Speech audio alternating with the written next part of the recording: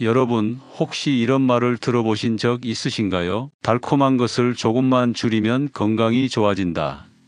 대부분은 맞는 말이지만 이 말만으로는 당과 혈당이 우리 몸에서 어떤 역할을 하는지 절대 이해할 수 없습니다. 실제로 진료실에서 가장 자주 듣는 질문은 단 두 가지입니다. 과일이 더 나쁜가요? 빵이 더 나쁜가요? 그리고 포도당은 나쁘다면서 왜 없으면 죽는다고 하나요? 당을 둘러싼 이 모순 같은 진실을 모르면 평생 식단 조절은 실패할 수밖에 없습니다. 저는 신경대사 질환을 연구하는 내과 전문의 정현우입니다. 오늘 이 시간에는 여러분이 평생 잊지 않을 정도로 확실한 기준을 세워드리겠습니다. 당뇨는 갑자기 찾아오는 병이 아닙니다. 어느 날 아침 눈 뜨자마자 생기는 병도 아닙니다. 아주 오랜 세월 동안 몸속에서 조용히 쌓여온 대사 장애가 어느 순간 모습을 드러내는 질환입니다. 그래서 당뇨를 이기기 위해서는 당이 어떻게 움직이는지, 어떤 음식이 어떤 변화를 일으키는지 그 기본부터 이해해야만 합니다. 먼저 한 가지 사실부터 명확히 해야 합니다. 뇌는 포도당 없이는 단 한순간도 버티지 못합니다. 여러분이 아침을 굶었을 때 가장 먼저 흔들리는 것은 힘이 아니라 집중력이고 몸이 아니라 머리입니다. 이유는 간단합니다. 뇌는 포도당과 산소만을 연료로 사용하기 때문입니다. 다른 장기는 지방도 쓰고 단백질도 쓰지만 뇌는 포도당이 끊기는 즉시 경고를 보내버립니다. 그래서 혈당이 급격히 떨어지면 손이 떨리고 식은땀이 나며 머리가 멍해지는 것입니다. 여기서부터 중요한 질문이 시작됩니다. 그렇다면 왜 당뇨에서는 포도당이 높아지면 위험한가? 뇌는 포도당이 없으면 죽는다며 왜 많아지면 또 혈관을 망가뜨린다는 것인가? 이 질문에 답하기 위해서는 포도당의 두 얼굴을 정확히 이해해야 합니다. 포도당은 부족하면 당장의 생명을 위협하고 많아지면 서서히 혈관과 신경을 파괴합니다. 이 극단적인 양면성을 모른 채 당만 줄이면 된다고 생각하는 순간 평생 건강관리는 엇나가게 됩니다. 정상 혈당은 공복 기준 대략 6-10에서 90 사이입니다. 이 범위는 뇌가 포도당을 안정적으로 공급받고 혈관이 손상되지 않는 구간입니다. 그런데 당뇨가 생기면 이 균형이 무너집니다. 혈당이 130을 넘는 일이 반복되고 그 수치가 계속 높게 유지되면 포도당은 단순한 에너지원이 아니라 독성 물질로 변해갑니다. 포도당이 혈액 속 단백질에 들러붙어 당화산물이라는 물질로 바뀌기 때문입니다. 이 당화산물은 우리 몸에서 만성 염증을 일으키고 그 염증이 바로 동맥경화의 시작이 됩니다. 여러분이 흔히 알고 계시는 동맥경화는 단순히 혈관이 좁아지는 현상이 아닙니다. 혈관 벽 안쪽에서 타오르는 만성 염증입니다. 이 염증이 오래 쌓이면 혈관이 점점 딱딱하게 굳고 피가 공급돼야 하는 장기들이 하나둘씩 기능을 잃습니다. 그래서 당뇨 환자에게는 망막 손상, 심부전, 뇌졸중이 흔하게 생깁니다. 이런 합병증은 우연이 아니라 포도당과 단백질이 결합해 만든 독성 물질들이 만들어낸 필연적인 결과입니다. 이어서는 이 포도당이 어디에서 오는지, 과일 속 과당과 곡식 속 포도당이 어떤 차이를 가지며 어떤 경로를 따라 대사되는지 그 원리부터 차근히 설명드리겠습니다. 여러분이 드시는 탄수화물은 크게 두 가지입니다. 과일 속 당, 곡식과 빵떡면에 들어있는 당. 많은 분들이 과일은 무조건 건강식이라고 믿고 곡식은 무조건 살찌는 음식이라고 생각합니다. 하지만 생화학적 관점에서 보면 이야기는 완전히 다릅니다. 과일 속 당의 대부분은 과당입니다. 이 과당은 혈당을 빠르게 올리지 않습니다. 그래서 과일은 당뇨에 좋다는 착각이 생기기 쉬운데 이것이 아주 위험한 오해입니다. 과당은 혈당을 올리지 않는 대신 지방으로 가장 빠르게 전환되는 당입니다. 과일을 많이 먹는데 체중이 줄지 않고 오히려 살이 찌는 이유가 바로 이것입니다. 반대로 빵떡면밥에 들어있는 당은 포도당입니다. 포도당은 혈당을 바로 올리고 당뇨 환자에게는 직접적인 부담을 줍니다. 하지만 포도당은 뇌가 반드시 필요로 하는 연료이기도 합니다. 그래서 포도당을 무조건 피하면 몸이 먼저 흔들리고 극단적으로 굶으면 근육을 녹여서라도 포도당을 만들어 내려고 합니다. 여기서 핵심 원칙은 단 두 가지입니다. 첫째, 당뇨가 있느냐 없느냐. 둘째, 과잉 칼로리를 먹고 있느냐 아니냐.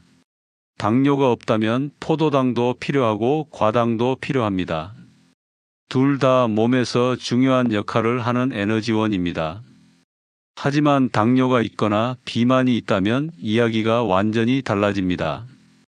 비만한 몸에서는 과당이 지방으로 바뀌는 속도가 훨씬 더 빠르고 당뇨가 있는 몸에서는 포도당이 혈관을 훨씬 더 빠르게 손상시킵니다. 그래서 당뇨가 있다면 과일도 조심해야 하고 빵떡면도 조심해야 하며 결국 전체 칼로리를 반드시 제한해야 합니다. 이어서는 왜 같은 양을 먹어도 어떤 날은 더 살이 찌고 어떤 날은 살이 덜 찌는지, 조미료와 액상과당이 폭식을 어떻게 유도하는지 생활 속 사례로 더 깊이 있게 설명드리겠습니다. 이어지는 내용에서는 인슐린 저항성, 비만 유발 메커니즘, 간에 쌓이는 지방의 원리, 단백질 음식의 숨은 탄수화물까지 구체적으로 풀어드리겠습니다. 많은 분들이 이렇게 물어보십니다. 똑같이 밥 한 공기 먹었는데 어느 날은 괜찮고 어느 날은 바로 체중이 늘어요. 도대체 왜 그런 건가요? 이 질문은 단순히 음식의 양 때문이 아니라 그날의 몸 상태와 함께 들어간 조미료, 액상과당, 지방, 단백질, 수면 상태, 스트레스까지 모두 연결된 문제입니다. 겉으로 보기에는 똑같은 식사처럼 보여도 몸속에서는 완전히 다른 일이 벌어지고 있는 것입니다. 가장 먼저 짚어야 할 것은 인슐린 저항성의 변동입니다. 인슐린 저항성이란 몸이 인슐린을 제대로 받아들이지 못하는 상태를 말합니다. 우리 몸은 음식을 먹으면 인슐린을 분비해 포도당이 세포 안으로 들어가도록 안내합니다. 그런데 이 기능이 떨어지면 인슐린이 있어도 포도당이 세포 안으로 들어가지 못하고 혈액 속에 떠돌기 시작합니다. 이때 몸은 포도당을 처리하기 위해 더 많은 인슐린을 만들어내고 그 결과 혈당은 떨어지는 듯하지만 체지방 생성은 더욱 빨라집니다. 이 인슐린 저항성은 매일 일정하지 않습니다. 잠을 제대로 자지 못한 날, 스트레스를 심하게 받은 날, 기름지고 달콤한 음식을 먹은 날, 운동을 건너뛴 날에는 저항성이 급격히 올라갑니다. 같은 음식을 먹어도 어느 날은 살이 잘 찌고 어느 날은 덜 찌는 이유가 여기에 있습니다. 이어서는 조미료와 액상과당이 왜 폭식을 유발하는지 그 원리를 차분하게 풀어드리겠습니다. 여러분이 드시는 대부분의 단 음식, 빵, 디저트, 각종 소스에는 액상과당이라는 성분이 들어 있습니다. 액상과당은 이름 그대로 액체 형태의 과당이 많이 들어있는 조미료인데 문제는 이 성분이 혈당을 급격히 올리지 않으면서도 식욕을 끝없이 자극한다는 점입니다. 혈당이 빠르게 올라가면 어느 정도 포만감 신호가 오지만 액상과당은 혈당을 거의 자극하지 않아 포만감이 잘 오지 않고 오히려 뇌의 보상 회로를 계속합니다. 그 결과 더 먹고 싶다는 욕구가 강해지고 자신도 모르게 정상 식사량의 두세 배를 넘기게 되는 것입니다. 여기서 흥미로운 사실 하나를 더 말씀드리겠습니다. 단백질 음식에도 탄수화물이 있다는 점입니다. 우리는 흔히 고기는 탄수화물이 없다고 생각합니다. 그러나 실제로는 소고기, 돼지고기, 닭고기 등 거의 모든 육류 안에는 미량의 탄수화물이 들어 있습니다. 물론 양은 많지 않지만 문제는 이것을 조리할 때입니다. 여러분이 고기를 먹으면서 나는 밥을 먹지 않았으니 탄수화물은 거의 안 먹은 거다라고 생각하지만 양념 소스나 불고기 양념에는 엄청난 양의 설탕과 액상과당이 숨어 있습니다. 그래서 고기 먹었는데 왜 살이 쪘지? 하고 놀라시는 분들이 많습니다. 이어서는 샐러드가 왜 살을 찌우는지 조금 더 현실적인 예로 설명드리겠습니다.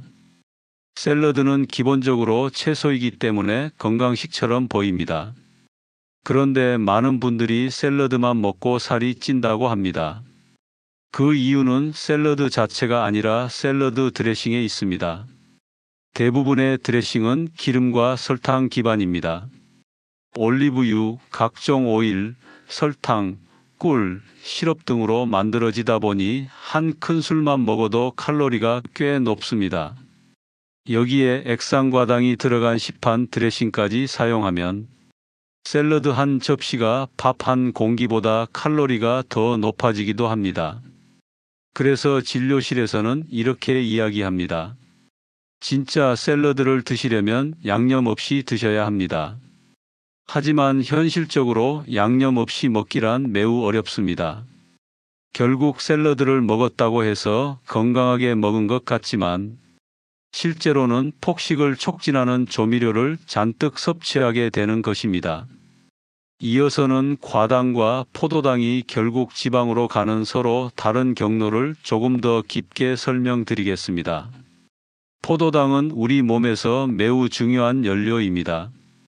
그래서 포도당은 들어오면 여러 단계를 거쳐 글리코겐으로 저장되거나 젖산으로 바뀌고 그래도 남으면 마지막에 지방으로 변합니다. 즉 지방으로 가는 과정에 여러 단계의 장벽이 있어 갑자기 지방을 만들지는 않습니다. 하지만 과당은 거의 곧바로 지방으로 갑니다. 중간 완충 단계가 거의 없습니다. 과당을 먹는 순간 간에서 빠르게 지방 합성 공장이 가동됩니다. 그래서 과일을 많이 먹거나 디저트를 많이 먹으면 겉보기에는 건강해 보이지만 배 안쪽에 지방이 쌓이기 시작합니다. 이 지방은 외부에서 보이지 않아 더 위험한 내장 지방이 됩니다. 내장 지방은 인슐린 저항성을 빠르게 악화시키고 결국 당뇨를 촉발하는 핵심 요인이 됩니다. 그래서 의학적으로는 이렇게 정리합니다. 포도당은 뇌와 몸을 위한 연료이고 과당은 저장을 위한 연료입니다. 과일을 먹으면 에너지가 아니라 지방이 쌓이는 이유가 바로 이것입니다. 이어서는 당뇨 환자가 왜 포도당도 줄여야 하고 과당도 줄여야 하며 결국 전체 칼로리를 제한해야 하는지 더 구체적인 예로 설명드리겠습니다. 당뇨 환자는 포도당이 많으면 혈관이 손상되고 과당을 많이 먹으면 비만이 악화되어 당뇨가 더 나빠집니다. 결국 어느 한쪽만 조절해서 되는 병이 아닙니다. 그래서 당뇨 환자에게 과일은 괜찮다 혹은 빵만 피하면 된다라는 말은 절대 맞지 않습니다. 당뇨 환자는 전체적인 칼로리 부담을 줄이고 탄수화물 양을 절반 이하로 줄이고 단백질과 섬유질 중심으로 식단을 재구성해야 당뇨를 잡을 수 있습니다. 2부 마지막이니 여기서 한 가지 매우 중요한 사실을 강조하고 싶습니다. 당뇨 환자의 절반은 잘 관리되고 절반은 관리되지 않습니다. 이 둘의 차이는 약이 아닙니다. 식단 조절입니다. 약은 식단을 보조하는 도구일 뿐 식단 조절을 대체할 수 있는 방법은 아닙니다. 지금까지는 조미료, 액상과당, 과일 곡식의 차이, 지방, 전환 과정 등 몸속에서 일어나는 대사 변화를 설명드렸습니다. 다음 이어서는 당뇨를 되돌리는 사람들과 악화시키는 사람들의 결정적인 차이, 식단 조절이 실패하는 이유, 인슐린 저항성이 가속되는 생활 습관들을 실제 사례 중심으로 상세하게 설명드리겠습니다. 제가 진료하며 가장 안타까웠던 장면은 정말 최선을 다하고 싶은 마음은 있는데 잘못된 정보에 흔들려 오히려 병을 악화시키는 경우였습니다. 당뇨 환자를 꾸준히 살펴보면 두 부류로 나뉩니다. 한 부류는 혈당을 안정적으로 유지하며 오랫동안 큰 문제 없이 지내는 분들이고, 다른 부류는 시간이 지날수록 합병증이 생기고 약이 계속 늘어나는 분들입니다. 이 둘의 차이는 의외로 단순합니다. 식단과 생활 습관을 꾸준히 조절하는가, 어느 날은 지키고 어느 날은 무너지는가입니다. 많은 분들이 당뇨가 진단되면 이렇게 생각합니다. 약 먹으면 되겠지. 나중에 더 심해지면 인슐린 쓰면 되겠지. 그러나 병의 흐름은 그렇게 순순하지 않습니다. 인슐린 저항성이라는 것은 한번 시작되면 시간이 지날수록 가속도가 붙습니다. 몸이 인슐린을 잘 받아들이지 못하니까 더 많은 인슐린을 써야 하고, 그 과정에서 체중이 더 늘고 지방이 더 쌓이고 혈당 조절도 더 어렵고 악순환이 계속됩니다. 이 악순환을 끊는 유일한 방법은 식단 조절의 일관성입니다. 문제는 대부분의 실패가 의지력 부족 때문이 아니라 원리를 모르기 때문이라는 점입니다. 왜 식단을 조절해야 하는지, 어떤 음식을 줄여야 하는지, 어떤 음식이 지방으로 더 빨리 가는지, 어떤 습관이 인슐린 저항성을 악화시키는지 이해하지 못한 상태에서는 장기적인 조절이 거의 불가능합니다. 이어서는 식단 조절이 실패하는 가장 흔한 이유를 구체적으로 풀어드리겠습니다. 첫째, 과일은 건강식이라는 오해입니다. 여러분이 건강을 위해 가장 먼저 떠올리는 것이 과일입니다. 그러나 과일은 절대 무제한 건강식이 아닙니다. 과당이 많아 지방으로 전환되는 속도가 빠르고 배 안쪽에 지방을 쌓아 당뇨를 악화시키는 원인이 됩니다. 과일은 자연식이라 괜찮다는 말 때문에 많은 분들이 식단 조절에 실패합니다. 둘째, 진짜 원인은 밥이 아니라 디저트와 조미료입니다. 여러분이 하루에 밥 한 공기를 줄여도 오후에 먹는 케이크 한 조각, 시판 샐러드, 드레싱 2큰술, 카페에서 마시는 음료 하나가 밥 2공기 이상의 탄수화물을 넘길 수도 있습니다. 그렇기 때문에 밥을 줄여도 체중이 줄지 않는 것입니다. 너무나 많은 탄수화물과 과당이 보이지 않는 형태로 들어오기 때문입니다. 셋째, 인슐린 저항성을 악화시키는 생활 환경입니다. 잠을 적게 자는 날, 스트레스를 많이 받는 날, 운동을 건너뛴 날은 인슐린의 효과가 뚝 떨어집니다. 같은 양을 먹어도 훨씬 쉽게 살이 찌고 혈당이 높게 유지됩니다. 그래서 당뇨 관리의 기본 원칙은 반드시 수면 식단 활동량이 함께 조절되어야 한다는 것입니다. 넷째, 배고픔과 식욕을 구분하지 못하는 습관입니다. 출근길에 허전해서 빵을 먹고 오후에 스트레스를 풀기 위해 단 음료를 마시고 저녁엔 피곤해서 배달 음식을 먹는 것은 배고파서 먹는 것이 아닙니다. 습관적 식욕과 감정적 허기를 구분하지 못하기 때문에 끝없이 과식하고 체중은 줄지 않고 혈당은 계속 오락가락하게 됩니다. 이어서는 인슐린 저항성이 어떤 생활 습관에서 폭발적으로 악화되는지 세부적으로 설명드리겠습니다. 첫째, 늦은 밤 식사입니다. 밤에는 인슐린 감수성이 급격히 떨어지고 섭취한 음식 대부분이 지방으로 저장됩니다.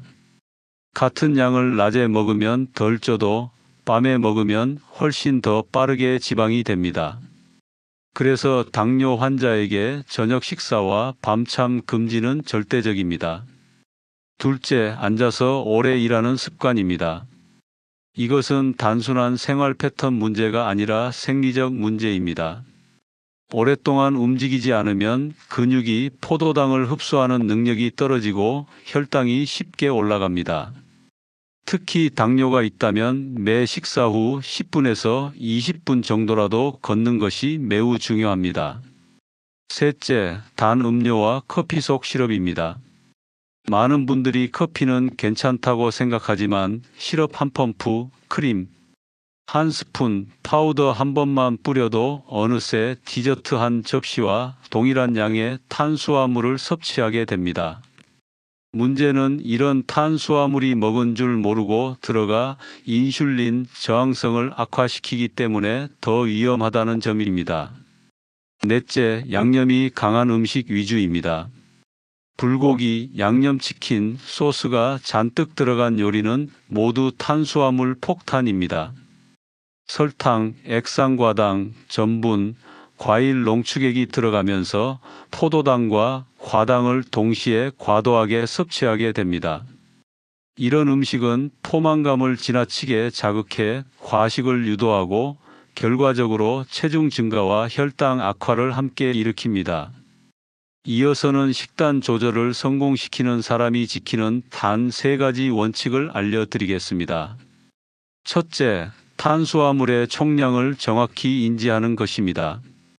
밥, 빵, 과일, 음료, 소스, 디저트까지 하루 탄수화물의 합산이 중요합니다. 특정 음식을 하나만 줄인다고 해결되지 않습니다. 둘째, 같은 음식도 먹는 시간과 상황이 더 중요하다는 사실을 아는 것입니다. 밤에 먹는 탄수화물은 거의 모두 지방이 됩니다.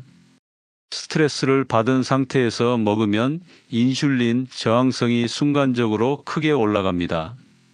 같은 음식이라도 먹는 상황이 결과를 완전히 바꿉니다. 셋째, 지속 가능한 방식만 선택하는 것입니다. 극단적인 식단, 단식, 특정 음식 완전 금지 같은 방법은 오래 이어질 수 없고 결국 실패합니다. 성공하는 사람들은 평생 가능한 방식을 선택합니다. 그 핵심은 과잉 칼로리를 줄이고 전체 탄수화물 비율을 낮추는 식사입니다. 3부 마지막 부분에서는 한 가지 더 말씀드리고 싶습니다. 당뇨는 한 번 생기면 끝나는 병이 아닙니다. 그러나 관리가 잘 되면 평생 아무 문제 없이 지내는 분들도 매우 많습니다. 이 차이를 만드는 것은 약이 아니라 매일의 선택입니다. 그리고 그 선택을 가능하게 만드는 것은 원리를 정확히 아는 것입니다. 다음 이어서는 당뇨가 악화되는 마지막 단계, 인슐린 처방이 의미하는 것, 그리고 식단 조절을 통해 당뇨를 되돌린 실제 사례들에 대해 더 깊이 있게 설명드리겠습니다. 마지막 4부까지 들어보시면 당뇨 관리의 전체 그림을 완전히 이해하실 수 있을 겁니다. 많은 분들이 인슐린을 쓰기 시작하면 끝난 거냐고 물어보십니다. 하지만 이 질문은 절반만 맞고 절반은 틀린 이야기입니다. 인슐린 치료는 결코 끝이 아니라 몸이 마지막으로 보내는 구조 신호라고 이해하셔야 합니다. 몸이 스스로 혈당을 감당할 힘이 없으니 외부에서 직접 인슐린을 넣어 균형을 억지로 맞추려는 단계입니다. 즉 인슐린 처방은 그동안 쌓여온 인슐린 저항성이 한계에 도달했다는 뜻입니다. 그러나 문제는 여기서 멈추지 않습니다. 많은 분들이 인슐린을 맞으면 혈당은 잘 떨어지니까 괜찮다라고 생각하지만 실제로는 인슐린 주사는 체중을 빠르게 증가시키는 작용이 있습니다. 이 말은 곧 인슐린 치료가 지속될수록 더 많은 지방이 쌓이고 인슐린 저항성은 더 악화되는 방향으로 움직일 수 있다는 의미입니다. 이 흐름을 막기 위해서는 인슐린을 쓰더라도 반드시 체중과 식단, 조절을 병행해야만 장기적으로 안정적인 조절이 가능합니다. 이어서는 왜 당뇨가 악화되는 사람들은 약이 자꾸 늘어나는지 그 이유를 조금 더 자세히 설명드리겠습니다. 당뇨는 혈당이 높은 병이지만 본질은 인슐린 저항성이 점점 나빠지는 병입니다. 혈당 자체는 약으로 얼마든지 떨어뜨릴 수 있습니다. 하지만 인슐린 저항성은 약만으로 해결되지 않습니다. 저항성은 체중 증가, 내장 지방, 수면 부족, 스트레스, 운동량 부족, 조미료와 단 음식, 늦은 밤 식사 등 생활 습관과 깊이 연결되어 있기 때문입니다. 그래서 식단과 습관이 개선되지 않으면 약 한 가지로 조절하던 것이 두 가지가 되고 이후 세 가지가 되고 마지막에는 인슐린까지 사용하게 되는 것입니다. 이는 약이 잘못된 것이 아니라 생활 습관이 근본적으로 바뀌지 않았기 때문에 생기는 흐름입니다. 이어서는 식단과 생활을 바꿔 당뇨를 되돌린 실제 사례들을 소개해 드리겠습니다. 인물명은 모두 가명이며 특정 지역 언급은 없습니다. 한 분은 40대 후반의 남성 김종윤 씨였습니다. 평소 단 음료를 하루에도 여러 번 드셨고 점심은 간편하게 빵과 커피로 해결하는 날이 많았습니다. 혈당은 계속 높아졌고 결국 당화혈색소가 7을 넘어서면서 약을 3가지까지 복용하게 되었습니다. 그러나 어느 날 본인이 스스로 더 이상 이렇게 살면 안 되겠다고 결심하면서 생활을 완전히 바꿨습니다. 이후 그는 모든 단 음료를 끊고 저녁 식사량을 절반으로 줄이고 식사 후 15분 걷기를 매일 실천했습니다. 단 2달 만에 혈당이 크게 안정되었고 6달 후에는 필요 약제가 하나만 남게 되었습니다. 또 다른 사례는 50대 여성 박수진 씨였습니다. 이분은 과일이 건강식이라는 믿음이 강했습니다. 밥 대신 과일을 먹기도 했고 아침마다 큰 접시 가득 과일을 드셨습니다. 하지만 체중은 계속 늘고 혈당도 오르고 간 지방 수치까지 나빠지기 시작했습니다. 저는 식단을 다시 점검해 드리면서 과일 양을 절반 이하로 줄이고 식사 순서를 바꿨습니다. 섬유질을 먼저 먹고 단백질을 그 다음에 먹고 탄수화물을 가장 마지막에 먹도록 안내했습니다. 그렇게 석 달을 실천하자 체중은 자연스럽게 내려갔고 혈당도 빠르게 안정되기 시작했습니다. 이 사례들이 보여주는 핵심은 단 한 가지입니다. 약은 조절을 도와주는 도구일 뿐 생활을 대신해 줄 수는 없다는 사실입니다. 식단의 뿌리를 바꾸지 않으면 당뇨는 절대 본질적으로 개선되지 않습니다. 체중을 줄이고 과잉 칼로리를 줄이고 탄수화물의 전체 양을 절반 가까이 줄이는 것. 이 3가지가 인슐린 저항성을 회복시키는 가장 확실한 방법입니다. 이어서는 앞으로 당뇨를 예방하고 이미 당뇨가 있다면 더 나빠지지 않게 지키는 핵심 원칙들을 마지막으로 정리해 드리겠습니다. 첫째, 과당은 지방으로 가장 빨리 간다는 사실을 꼭 기억해야 합니다. 과일은 건강하지만 무제한이 아닙니다. 특히 당뇨가 있거나 비만이 있다면 과일은 양을 반드시 조절해야 합니다. 둘째, 보이지 않는 탄수화물이 가장 위험하다는 점입니다. 시럽, 소스, 드레싱, 양념, 디저트, 음료에 숨어 있는 당이 당뇨를 악화시키는 가장 큰 원인입니다. 보기에는 가벼운 음식처럼 보이지만 실제로는 고농도 탄수화물이 섞여 있습니다. 셋째, 늦은 밤 식사는 절대로 피해야 합니다.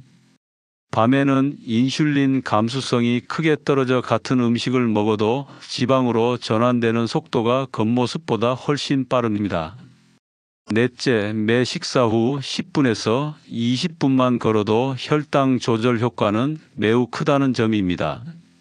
걷기는 가장 쉬운 처방이지만 가장 꾸준히 했을 때 결과가 확실한 방법입니다. 다섯째, 체중 관리가 당뇨의 절반 이상을 결정한다는 점입니다. 체중이 줄면 인슐린 저항성도 빠르게 개선되고 약을 줄일 가능성도 크게 높아집니다. 여섯째, 극단적인 방식은 오래가지 않는다는 사실입니다. 하루 이틀 굶는다고 해결되지 않으며 특정 음식을 완전히 없애는 방식도 지속되지 않습니다. 당뇨는 평생 관리해야 하는 병이기 때문에 지속 가능한 방식을 선택하는 것이 가장 중요합니다. 마지막으로 저는 한 가지 더 말씀드리고 싶습니다. 당뇨는 충분히 관리 가능한 병입니다. 약과 검사도 중요하지만 무엇보다 중요한 것은 매일의 선택입니다. 오늘부터 단 한 가지라도 바꿔보십시오. 과일 양을 줄이거나 단 음료를 끊거나 식사 후 15분 걷기를 시작하거나 음식을 고를 때 소스를 조금 덜 넣어보는 작은 선택부터 시작하십시오. 그 작은 행동이 쌓여 당뇨의 흐름을 바꾸고 미래를 바꿉니다. 여러분의 질문 하나하나가 다음 방송을 준비하는 데 큰 도움이 됩니다. 이 내용이 도움이 되셨다면 구독과 좋아요, 알림 설정을 해두시면 앞으로도 필요한 건강 정보를 더 정확하고 빠르게 받아보실 수 있습니다. 여러분의 건강한 내일을 진심으로 응원합니다.